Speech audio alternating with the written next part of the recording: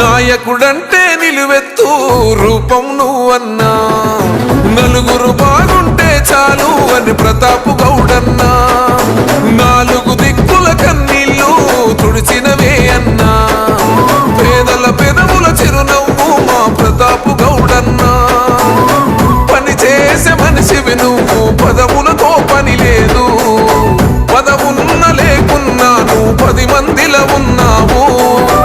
అద్దమ్మ రాత్రి అయినా ఏ గాఢనిద్దురలున్నా అన్నా, పదగంటే ఎదురొస్తావన్నా, ఆ పదనెదిరిస్తావన్నా.